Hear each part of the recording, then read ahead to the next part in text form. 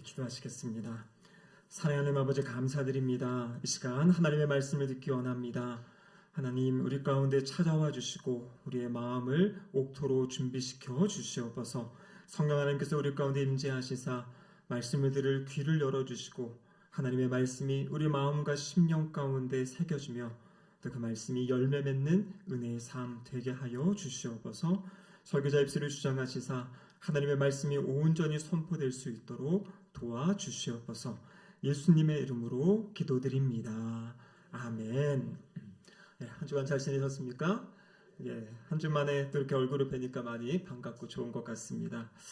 우리가 살고 있는 세상은 철저하게 이 계약의 세계입니다. 그래서 계약에 따라서 움직이는 또 법에 따라 움직이는 그러한 모습을 보게 되죠. 일한 만큼 받고 또 노력한 만큼 보상을 받고 또 먼저 온 사람이 먼저 대접받는 요즘에 선착순의 문화가 또 많이 있기도 합니다. 공부를 열심히 한 학생들은 좋은 성적 받기를 원하고요. 열심히 일한 사람은 더 많은 보상을 받기 원하고 또 투자한 사람들은 그것에 따른 수익을 얻기 원합니다. 이것이 잘 되어지는 것이 또 세상에서 말하는 공정이다 이렇게 이야기를 하지요. 여러분 그런데 이러한 이 세상의 계산법을 가지고 신앙생활을 하게 되면 문제가 발생하게 됩니다. 어느 순간 이런 마음이 드는 것이에요. 내가 이렇게 봉사했는데 내가 이렇게 하나님을 헌신하고 섬겼는데 그러면서 하나님이 내게 무엇인가를 이 보상해 주셔야 하지 않을까 이런 생각이 우리 마음 가운데 스며들 때가 있습니다. 여러분 그런데 이것은 우리들만의 생각이 아니라 예수님의 제자도 이러한 생각을 했다라는 것입니다.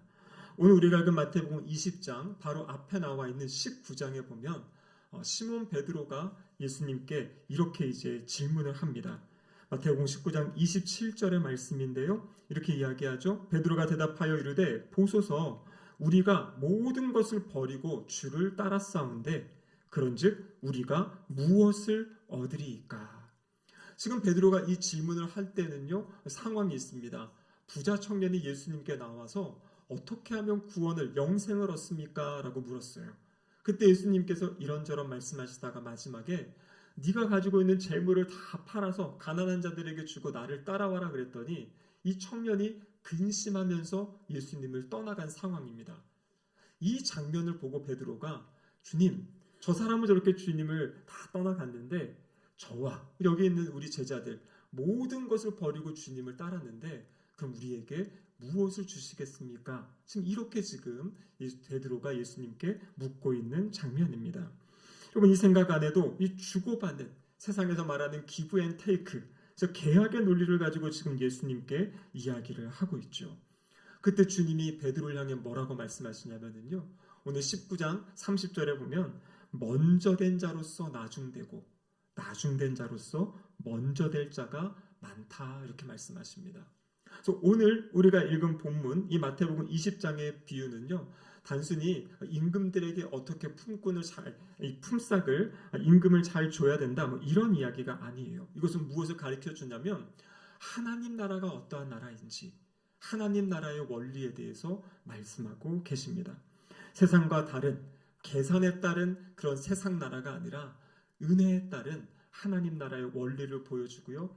그 하나님 나라를 살아가는 백성들이 어떠한 마음가짐을 가지고 어떠한 태도로 살아가야 될지 우리에게 가르쳐주고 계십니다. 첫 번째는요. 세상은 계산하지만 하나님은 우리를 은혜로 부르신다라는 것입니다. 오늘 본문 마태복음 20장 1절과 2절 말씀 다시 한번 같이 한번 읽어보겠습니다. 천국은 마치 품꾼을 얻어 포도원에 들여보내려고 이른 아침에 나간 집주인과 같으니 그가 하루 한 데나리온씩 품꾼들과 약속하여 포도원에 들여보내고. 자, 이 장면을 보면은요, 이스라엘이 추수할 때 이제 많은 일꾼들이 필요해서요, 이미 일하고 있던 사람들 이외에 지금 장터에 가서 일꾼을 부르려고 주인이 나아가는 장면입니다. 오늘 본문에 보면 이른 아침에 나아갔다. 주로 아침 6시부터 일을 시작했다 그래요. 아마 오전 6시 그 전에 나가서 이제 일꾼들, 일할 사람들을 부르는 겁니다. 2절에 보니까요, 하루 일하면 한 데나리온을 주겠다 이렇게 약속을 했어요. 이 한 데나리온은 이 당시에 이제 평균 근로자가 하루 일할 때 받을 수 있는 이제 그런 금액이라고 합니다. 근데 여러분 오늘 성경 말씀을 보면요, 이 집주인은요 그 아침에 나아가서 아마 필요한 만큼 부족한 만큼의 일꾼들을, 품꾼들을 데리고 왔을 겁니다. 그런데 그렇게 한번 나갔다가 끝난 것이 아니에요. 오늘 성경 말씀에 보면 3절에 보면 삼시에 나가보니 장터에 놀고 있는 사람들이 또 있다. 그래서 그들에게도 그들을 이제 또 포도원으로 들여보내는 그런 일을 하고요. 5절에 보면은 제6시와 제9시. 자, 여기 성경에 나와 있는 숫자, 이 시간은요, 오늘날 시간으로 환산하려면 6시간을 더하시면 됩니다. 그러니까 제3시에 나갔다는 것은 오전 9시. 그러니까 새벽 6시에 나갔다가 주인이 또 오전 9시에 나가서 한번 돌아보고 사람들을 데려오고, 12시에 나가서, 정오에 나가서 또 사람들을 데려오고, 오후 3시에 나가서 제9시니까요, 또 사람들을 데려옵니다. 근데 놀라운 것은 무엇이냐면 6절에 보면 제11시에 나갔다. 그러면 제11시에 6시간을 더하면 오후 5시입니다. 이 당시 사람들은 6시 정도면, 오후 6시면 일이 끝나거든요. 근데 5시에 나가가지고 또 품꾼들을 데려오는, 어떻게 보면 좀 이상한 그런 집주인의 모습을 보여주고 있습니다. 여러분, 이 비유는 기본적으로 포도원 품꾼, 이 포도원은요 구약에서 보면 하나님 나라의 백성 공동체를 이야기합니다. 여기서 나간 주인은 누구입니까? 바로 우리 하나님이시죠. 지금 주인이 끊임없이 장터에 나가서 놀고 있는 사람들을 지금 불러온다라는 것은 바로 잃어버린 영혼들을 찾아가시는 하나님의 모습을 보여주고 계신 겁니다. 하나님은요 끊임없이 잃어버린 영혼들을 불러내세요. 어떤 분들은 내가 이제 예수님을 믿었다, 내가 먼저 하나님을 찾았다, 내가 복음을 듣고 하나님 그 복음을 듣고 믿기로 내가 결단했다, 그래서 나의 신앙이 나로부터 시작된 것처럼 생각하시는 분들이 있는데요, 결코 그렇지 않습니다. 우리가 그렇게 믿을 수 있었던 것도 하나님이 먼저 우리를 선택하셨기 때문이고요, 우리가 지금 이 예배당에 나와 예배드릴 수 있는 것도 하나님께서 우리를 찾아내시고 우리를 불러주셨기 때문입니다. 여러분, 그렇기 때문에 우리의 모든 신앙의 출발과 또 매일매일 살아갈 때 고백은 무엇이냐면 하나님이 나를 찾아오셨습니다. 하나님이 나를 불러주셨습니다. 그래서 내가 지금 이 자리에서 주님을 예배합니다. 여러분 믿으시죠? 얼마나 감사한 일입니까? 얼마나 이것이 큰 은혜입니까? 오늘 본문에 보면 장터에 있던 사람들의 모습을 3절과 6절에 보면 이렇게 기록하고 있습니다. 놀고 서 있던 사람 이렇게 되어 있는데, 사실 이 번역은 약간 우리가 오해할 수 있어요. 이 사람들이 그냥 게으르다든지 아니면 어떤 다른 일에 막 바쁘다 이런 것이 아닙니다.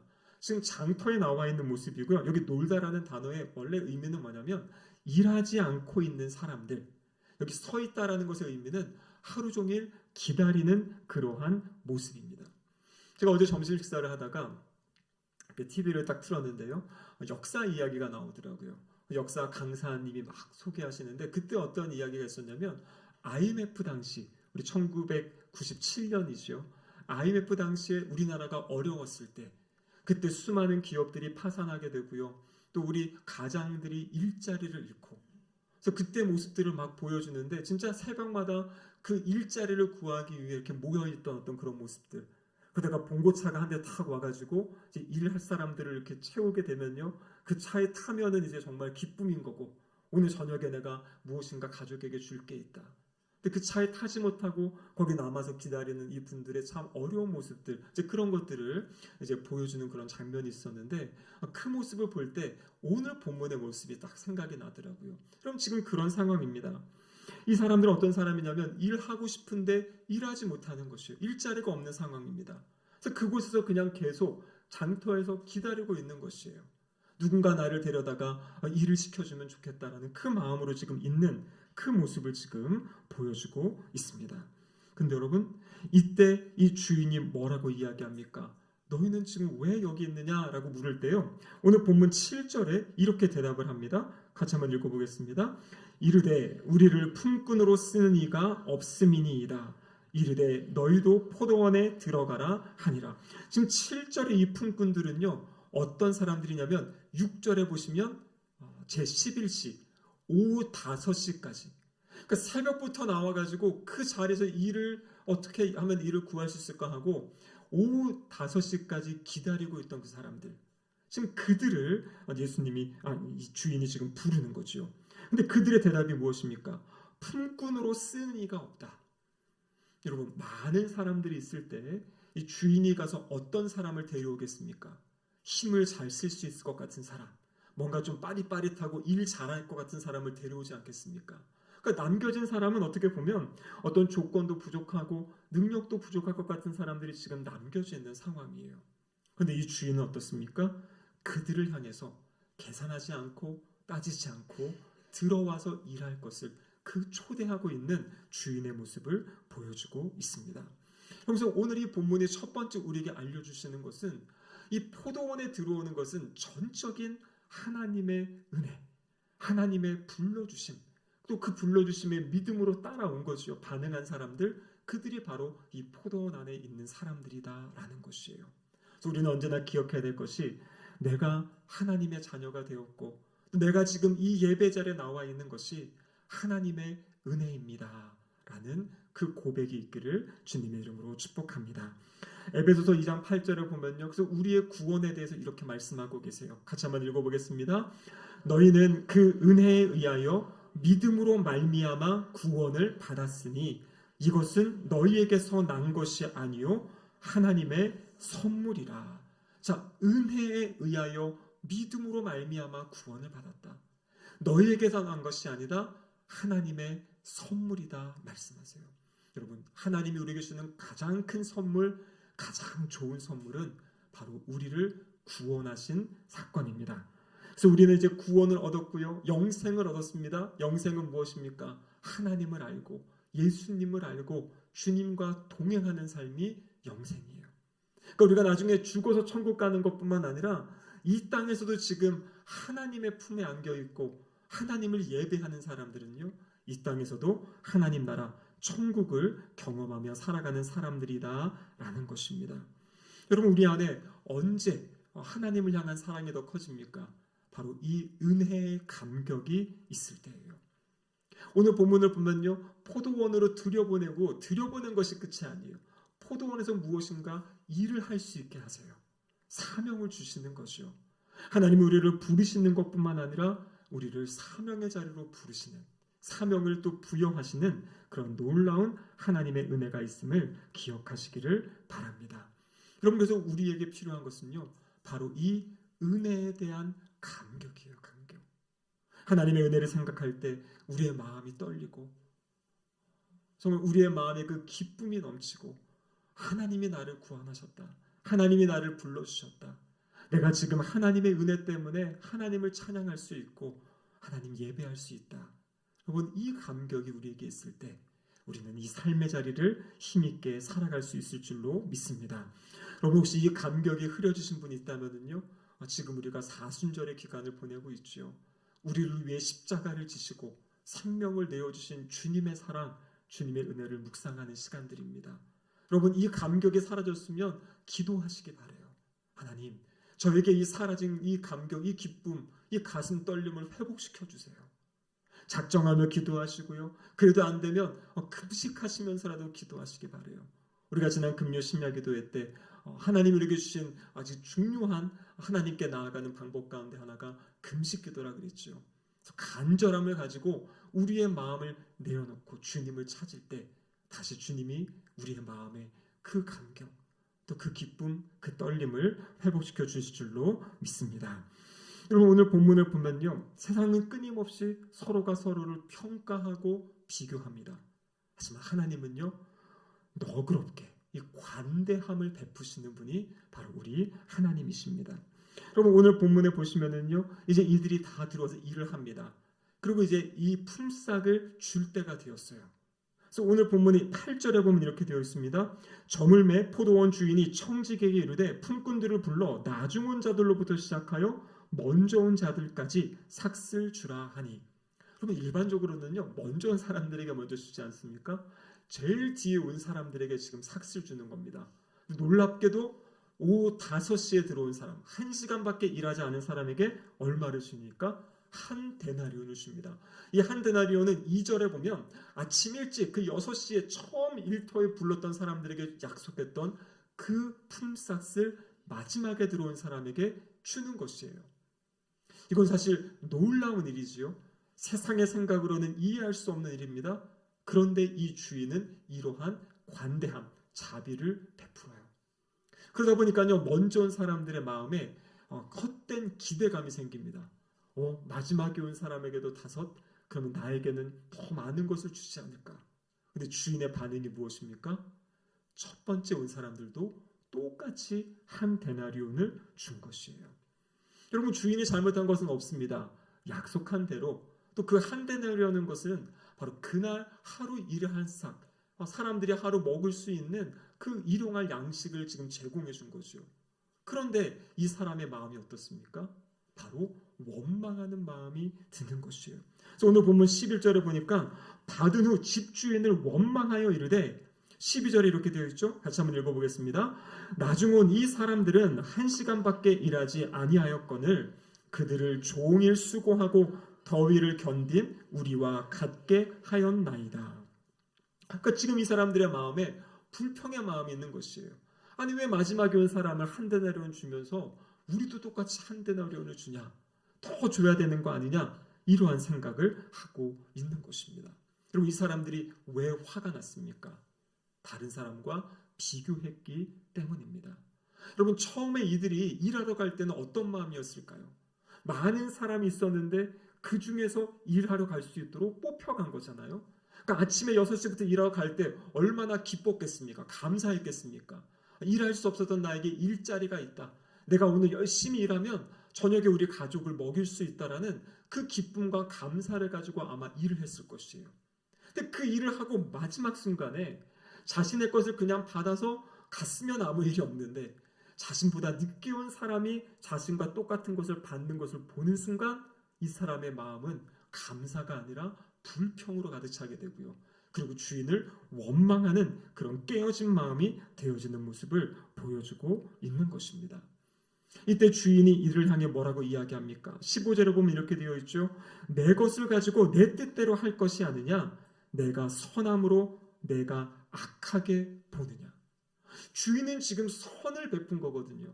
이 주인의 모습은 무엇인가 부족해가지고 사람들을 불러들이는 게 아니에요. 오히려 어렵고 힘든 사람들을 불러들여서 그들의 삶을 채워주기 위해서 지금 그들에게 품삯을 주는 그런 모습을 지금 보여주고 있잖아요. 그러니까 주인은 나에게도 풍성하게 주고 다른 사람에게도 풍성하게 줄 수 있는 그러한 주인인데 이 사람은 지금 주인의 모습을 계산적으로 완전히 오해하면서 보고 있는 모습입니다. 사실 자기에게 손해간 것도 없어요. 본인이 받아야 될 거 다 받았어요. 근데 더 주지 않았다라고 이 섭섭한 마음, 원망하는 마음을 가지고 있다라는 것이에요. 여러분, 이 비유는요, 오늘 본문 마지막 절에도 보면 나중된 자로서 먼저 되고 먼저 된 자로서 나중된다. 지금 먼저 된 베드로, 먼저 주님을 따랐던 사람들에게 어떻게 보면 경고의 말씀을 주시는 거예요. 내가 오래 믿었으니까, 오래 헌신했으니까 무엇인가 하나님이 나에게 더 많은 것을 주셔야 되지 않나? 이러한 마음을 가지고 있다가 하나님으로부터 멀어지는, 불평하고 원망하고 마음이 깨어지는 그러한 모습을 지금 경고하고 있는 것입니다. 이 말씀을 묵상하는 가운데 누가복음 15장의 말씀이 떠올랐어요. 그럼 누가복음 15장에 어떤 말씀이 있습니까? 우리가 많이 알려진 탕자의 이야기, 아버지를 떠난 사실 두 아들의 이야기입니다. 그럼 거기서 왜 탕자라고 이야기합니까? 탕자가 무엇이에요? 아버지의 재산을 그냥 다 소비해버리고 허비해버린, 낭비해버린 그 모습 때문에 탕자 이렇게 이야기하지 않습니까? 그런데 요즘에는 많은 성경학자들이요, 사실 그 본문의 진짜 의미는 집 나간 아들, 집안에 있지만 아버지를 떠난 아들이 아니라 그들을 품어주시는 하나님 아버지의 모습. 그래서 지금은 고인이 되셨지만 미국에 아주 유명한 이 팀 켈러 목사님이라는 분이 계신데요. 그분이 쓴 유명한 책 가운데 하나가 뭐냐면 탕부 하나님 이렇게 썼어요. 누가복음 15장에 대한 책을 쓰셨는데 탕부 하나님. 탕부라는 것이 무엇이냐면 하나님의 사랑을 그냥 아낌없이 낭비하듯이 부어주시는 분. 그분이 바로 우리가 믿는 하나님이라는 것이에요. 하나님의 자녀들을 위해 자신이 가진 모든 것을 쏟아내 주시는 분.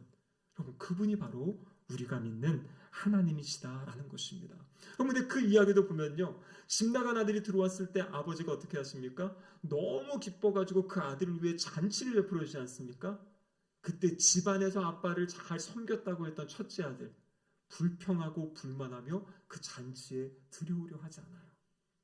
나는 지금까지 아버지를 섬기고 했는데 나에게 베풀어 준 것이 없고 왜 집 나갔던 아들을 저렇게 대우하냐 그러면서 자신과 그 아들을 비교하면서 아버지의 사랑을 누리는 것이 아니라 아버지께 불평하며 불만하는 그러한 모습을 보여주고 있다라는 것입니다. 그래서 이 생각이 지금 다른 것이에요. 하나님 나라의 가치는요, 공정함을 넘어서 가지고 이것은 관대함이에요. 베풀어주고 부어주는 것입니다. 우리가 신앙생활할 때 우리의 삶의 자리는 이러한 생각이 좀 있으면 좋겠어요.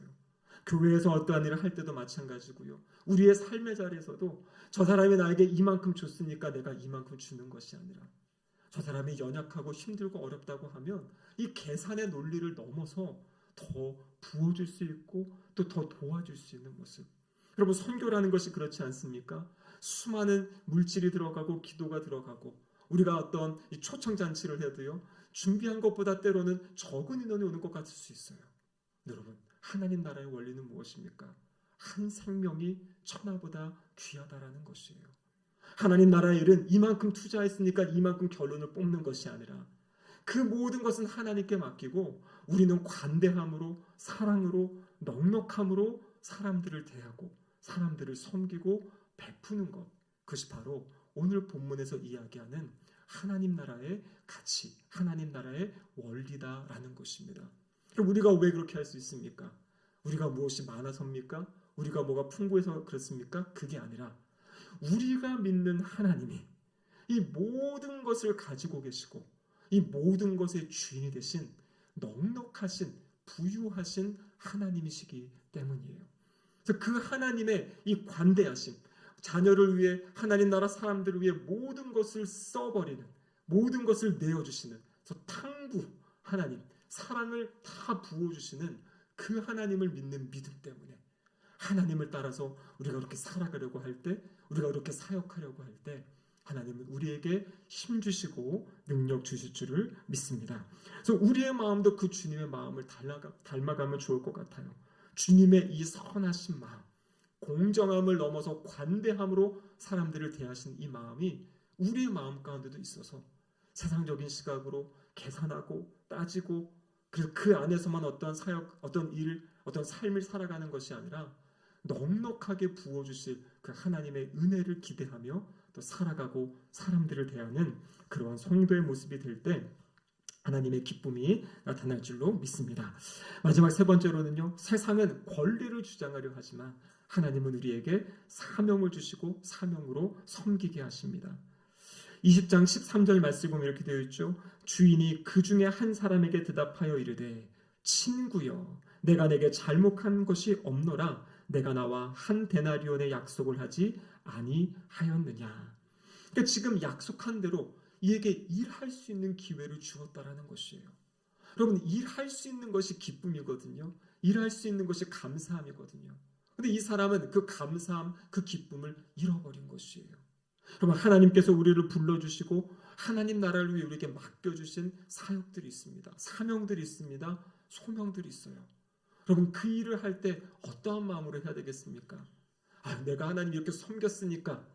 그게 아니라요, 하나님 부족하고 연약한 저를 이렇게 불러주시고 하나님 나라의 그 위대한 하나님 나라 일에 동참하게 하셨습니다. 하나님, 이것이 너무나 감사합니다. 하나님, 저의 힘으로 감당할 수 없으니까요, 감당할 수 있도록 저에게 지혜를 주세요. 하나님, 은혜를 주세요. 그럼 이렇게 하나님을 의지하며 신뢰하며 하나님께 간구하며 하나님 나라 일을 감당해 갈 때 우리의 마음이 얼마나 기쁘고 행복하고 편안하겠습니까? 하나님을 떠나 있는 사람들은 헛된 것에, 썩어질 것에, 없어질 것에 자신의 모든 삶을 바치고 있잖아요. 그것이 잘 되면 기뻐하고 그것이 흔들리면 가슴 아파하고. 근데 여러분, 우리가 섬기는 하나님 나라, 세상의 모든 나라가 쇠하고 모든 나라가 무너지고 없어져도 영원히 멸망하지 않을, 망하지 않을 이 영원한 하나님 나라의 귀한 사역에 우리가 지금 동참하고 있다라는 것이에요. 여러분 이것에 대해서 자부심을 가지고 자긍심을 가지시기 바랍니다. 하나님의 은혜로 나를 부르셨습니다. 제가 주님 주신 그 은혜 따라 주님 주신 사명 따라 그렇게 기쁨으로 살아가겠습니다 라고 고백하시기를 바랍니다. 그래서 먼저 온 자는 더 많이 하나님을 섬길 수 있었음에 감사하면 되고요. 5시에 마지막에 늦게 들어오신 분들, 이전까지 세상에서 방황하다가 하나님의 은혜로 불러주셨으니까요. 또 그 하나님의 은혜에 감사하면 되고, 그래서 하나님 나라에서는 먼저 온 자나 나중 온 자나 모두가 하나님의 은혜 가운데 감사를 가지고 기쁨을 가지고 섬기며 살아가는 것, 그것이 바로 하나님 나라 백성들의 삶의 모습입니다. 말씀을 마무리하겠습니다. 우리의 신앙은 계산이 아니라 우리는 은혜로 살아가는 사람들이에요. 비교하는 삶이 아니라 감사하는 삶을 살아가는 겁니다. 내 권리를 주장하는 것이 아니라 맡겨주신 사명에 충성하며 살아가는 삶, 이것이 바로 하나님 나라 백성의 모습입니다. 우리 모두 이러한 모습으로 살아감으로 하나님께 영광을 돌리고 하나님의 기쁨이 되는 하나님 백성의 삶 살아가시기를 주님의 이름으로 축복합니다. 아멘. 기도하시겠습니다. 하나님 아버지 감사합니다. 방황하던 저희들을 불러주시고 하나님 자녀 삼아주시고 귀한 사명 맡겨주셨음에 감사합니다. 주님의 그 부르심의 은혜가 날마다 우리의 마음 가운데 우리의 심령을 울리게 하여 주셔서 두렵고 떨림으로 감사한 마음으로 감격하는 마음으로 주님 나라를 살아가는 우리 모두가 되게 하여 주시옵소서. 예수님의 이름으로 기도드립니다. 아멘.